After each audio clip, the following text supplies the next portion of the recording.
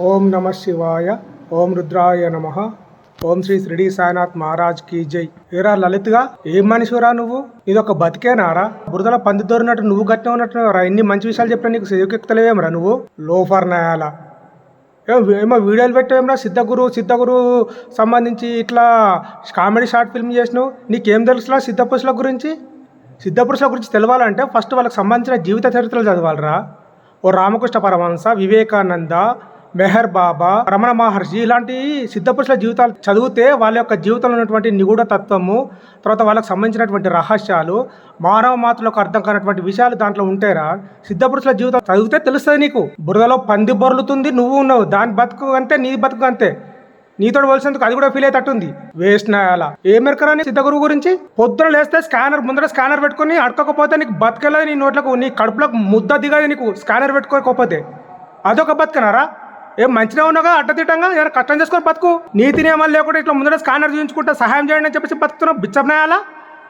ఇది ఒక బతుకు అనుకుంటున్నావారా నువ్వు? లేకపోతే రమణలాల్ దగ్గర వచ్చినప్పుడు స్టింగాపరం చేస్తే ఈ కంచెలు మీరు అన్నంత డబ్బులు ఇస్తే మీ వీడియోలు ఉండవు, వాళ్ళ వీడియోలు ఉండవు, మీ వీడియోలు ఉండవు, వాళ్ళ వీడియోలు అంటూ అన్ని నంగనాచి వేసాలు వేసుకుంటా. వేస్ట్ నాయాలా?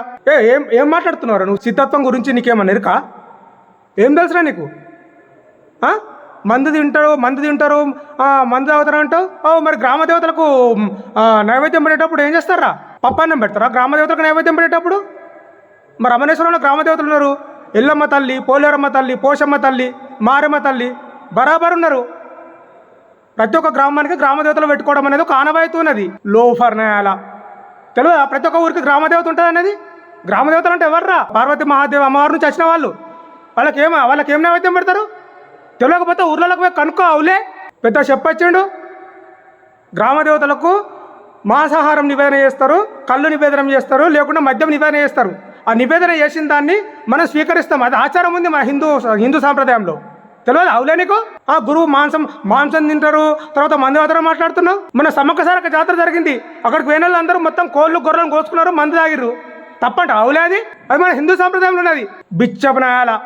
నీదొక బతుకు, నీదొక లెక్క. నీ బతుకు ఇడా ఎందుకురా మీరు? నువ్వు ఆ కరుణాకర్ గాడు, తర్వాత దువ్వాడ శివప్రసాద్ గాడు, భాస్కర్ కిల్లి గాడు ఏం బతుకులరా మీ? స్కానర్లు పెట్టుకున్నాడు, అడుక్కున్నాడు. ఏమన్నా అంటే ధర్మ పోరాటం అనుడు. జనాన్ని భ్రష్టు పట్టిస్తున్నారు. ఆ మీకింద కామెంట్ పెట్టి ఆ బుగ్గగాళ్ళమా మీకమా తాన తందనా అని మీకమిక సపోర్ట్ ఇచ్చుడు. ఆ బుగ్గగాళ్ళకేమెరక? అవులేగాళ్ళు. మీదొక బతుకు, మీదొక లెక్క. గ్రామ దేవతలకు కానీ, అమ్మవారి స్వరూపాలైన కాళీమాతకు కానీ, తర్వాత ఎవరికైనా మనం నైవేద్యం పెట్టి ఆ నైవేద్యాన్ని స్వీకరించడం అనేది ఆనవాయితీ. అవును, మా గురువు తిన్నాడు.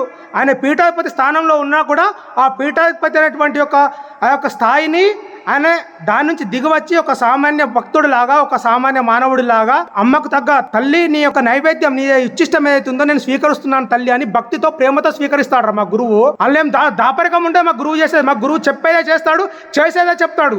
ఇవన్నీ మాట్లాడుతున్నావు. అవులే మరి మీరు చెప్పుకున్నటువంటి ఈ యొక్క పీఠాధిపతులు గురువులు ఎన్ని ఘనకార్యాలు చేసిర్రా? మా గురువు అమ్మవారు స్వీకరించినటువంటి నైవేద్యం స్వీకరించి ఇన్ని రకాలుగా ఘనకార్యాలు చేస్తున్నాడు.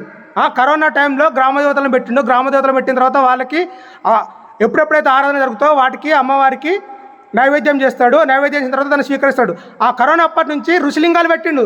ఋషిలింగాలు అంటే తెలుసారా నీకు? మన సనాతన వేదంలో ఎవరెవరైతే ఋషుల పేర్లు ఉంటాయో ఆ ఋషుల పేర్లను డీకోడ్ చేసుకుని ఒక్కొక్క ఋషి పేరు మీద ఒక్కొక్క శివలింగ ప్రతిష్ఠ చేసిండు. అదే అమ్మవారికి నైవేద్యం పెట్టినటువంటి మాంసము, తర్వాత దాన్ని ఆహారంగా స్వీకరించి మరి మిగతా సదాచారం పాటిస్తూ శాకాహారం పప్పని తినుకుంటా ఉన్న వాళ్ళు ఏం మంచిగా చేసిర్రా?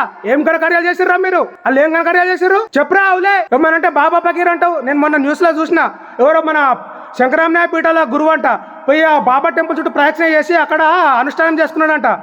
మరి ఫకీర్ అని ఎట్లా? ఫకీర్ అయితే ఆమ్నాయ పీఠాల గురువులు ఎందుకు అక్కడ ప్రదక్షిణ చేసిర్రా? దొంగరాయాల. ఏమన్నా అంటే మాంసం తిన్నా కూడా మాంసం తిని దివ్యశక్తితోటి లోకం గర్వించేటువంటి ఘనకార్యాలు చేయాలరా. మా గురువు రమణేశ్వరంలో 600 ఋషుల పేర్ల మీద 600 శివలింగాలు ప్రతిష్ఠ చేసిండు. నీకు తెలుసా? అగస్త్య మహర్షి సన్నిధానం, భరద్వాజ మహర్షి సన్నిధానం, జమదగ్ని మహర్షి సన్నిధానం, కన్వ మహర్షి సన్నిధానం, స్వయంభవ మను సన్నిధానం. ఒక్కొక్క సన్నిధానంలో ఎవరైతే వేదంలో పేర్కొనబడ్డారో మంత్రదృష్టలుగా, ఎవరైతే సనాతన వేదంలో ఉన్నటువంటి మంత్రాలను దర్శించి మంత్రదృష్టలుగా మిగిలిపోయినటువంటి వాళ్ళ పేర్ల మీద ప్రతిష్టలు చేసిండు. అదే అమ్మవారికి నివేదించినటువంటి ఆ యొక్క మాంసాన్ని ప్రసాదంగా స్వీకరించి ఆ శక్తితోటి, అమ్మవారు ఇచ్చినటువంటి శక్తితోటి ఆ యొక్క ప్రతిష్టలు చేసిండు. మరి మిగతా వాళ్ళు ఏం చేసిర్రా? బాబాను ఫకీర్ అంటే నేను మళ్ళీ అడుగుతున్నా. ఆమ్నాయపీఠల గురువు ఎవరో పోయి బాబా టెంపుల్ చుట్టూ ప్రదక్షిణ చేసి అక్కడ అనుష్ఠానం చేసుకున్నారంట. నేను సోషల్ మీడియాలో చూసిన, తీస్తా దాని గురించి. దానికి సమాధానం చెప్పు. అవసరం ఉంటే పోయి ఆడ గురువులు అన్నావు కదా, వాళ్ళని పోయి అడుగు. Waste fellow. ఏం బతుకురానివి? ఏమనంటే ఇటుపక్క స్కానర్ పెట్టాలి, డబ్బులు దండుకోవాలి, తినాలి, పొద్దుగా లోపల పోయి పండుకోవాలి. ఇది మీ బతుకు. దేవునికి శక్తిపాతం చేస్తాడు. శక్తిపాతం గురించి నీకు ఏమెరకరా? మామూలు ఆచారవంతులు, మామూలు సిద్ధత్వమైనటువంటి వాళ్ళు చేసేటువంటి ప్రతిష్టలు వేరు, సిద్ధ గురువులు చేసేటువంటి ప్రతిష్టలు వేర్రా. నీకేం తెలుసు? సోది న్యాయాల ఏమనంటే లగెత్తుకొని ఉరికొత్తావు. ఆయన మీద వీడియోలు చేయండి, నీకు బతుకులేదురా. ఆయన మీద వీడియోలు చేస్తే నీకు ఇంత డబ్బులు 4 రాళ్ళు దొరుకుతున్నాయి నీకు. దాంతో కడుపు నింపుకుంటున్నావు నువ్వు. మామూలు ఆచారవంతులు చేసేటువంటి ప్రతిష్టలు వేరు, సిద్ధ గురువులు చేసేటువంటి ప్రతిష్టలు వేరు. సిద్ధ గురువు అనునిత్యం అనుష్ఠానం చేసి తపస్సు చేసి సంపాదించుకున్నటువంటి తపోశక్తి, ఏదైతే తపస్సు చేసినప్పుడు ఏదైతే దైవం ఇచ్చినటువంటి తపోశక్తిని, అదే తపోశక్తిని మళ్ళీ దేవుని లోపట, ఆ విగ్రహం లోపట, ఆ యొక్క శివలింగం లోపట నిక్షిప్తం చేసి దానికి దివ్య చైతన్య శక్తిని, దైవశక్తిని దాంట్లో తీసుకురావడం అనేది ఒక సిద్ధగురు సాంప్రదాయంలో ఉంటుంది. నీకేమెక్కరాది దాని గురించి? బేవర్స్ నాయాల. ఓ శక్తిపాతం అంటే తెలియదు. దేవునికి శక్తిపాతం చేయడం అంటే దాని వెనకాల ఒక అంతరార్థం ఉంటుంది.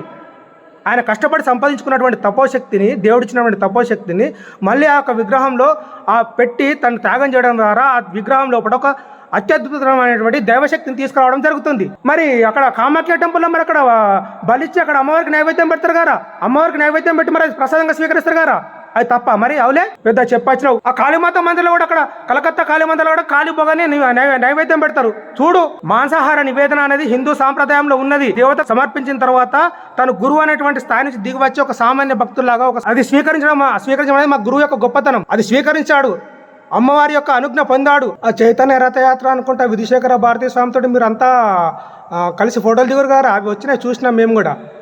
ఇప్పుడు శంకర ఆమ్నాయపీఠాధిపతమైనటువంటి విధుశేఖర భారతీ స్వామి మిమ్మల్ని మేము అడుగుతున్నాం, క్వశ్చన్ చేస్తున్నాము. వాళ్ళు మిమ్మల్ని వాడుకుంటున్నారా లేకపోతే మీరు వాళ్ళని వాడుకుంటున్నారా? మాకు సాయిబాబా విషయంలో మీ స్టాండ్ ఏంటి అనేది మాకు క్లారిటీగా మీరు చెప్పాల్సి ఉంటుంది. ఎందుకంటే వాళ్ళు మాట్లాడుతున్నారు కాబట్టి వాళ్ళ వెనకాల మీరు మాట్లాడుతున్నారా, లేకపోతే మీ స్టాండ్ ఏంటి? అసలు ఫస్ట్ మీ స్టాండ్ ఏంటి అనేది పక్కా ఖచ్చితంగా చెప్పాల్సింది. ఈయన కొడుకు కోన్కిస్క గొట్టంగాలు, వాళ్ళకు స్కానర్ పెట్టుకోకపోతే వాళ్ళకు బతుకు లేదు. ఖచ్చితంగా మీ యొక్క స్టాండ్ చెప్పాల్సిందే. చెప్పకపోతే మాత్రం వీళ్ళ మీద ఎట్లాగో మాకు తెలిసిపోయింది. వీళ్ళకు స్కానర్లు పెట్టకపోతే, రమణానంద మహర్షిని తిట్టకపోతే వాళ్ళకు అన్నం బతికేలేదు, అసలు ముద్ద లేదు వాళ్ళ బతికేలేదు. కాబట్టి మీ యొక్క స్టాండ్ ఏంటి అనేది మాకు ఖచ్చితంగా ఈ ఆమ్నాయ పీఠాలకు సంబంధించిన వాళ్ళు బాబా విషయంలో, షిరిడి సాయినాథుని విషయంలో మా యొక్క పరమ గురువు, మా గురువు యొక్క గురువు మాకు పరమ గురువు. మీకెట్లా పరమ గురువు ఉన్నారో మాకు బాబా పరమ గురువు. కాబట్టి ఆ విషయంలో మీ యొక్క స్టాండ్ను వ్యక్తపరచాల్సిందే.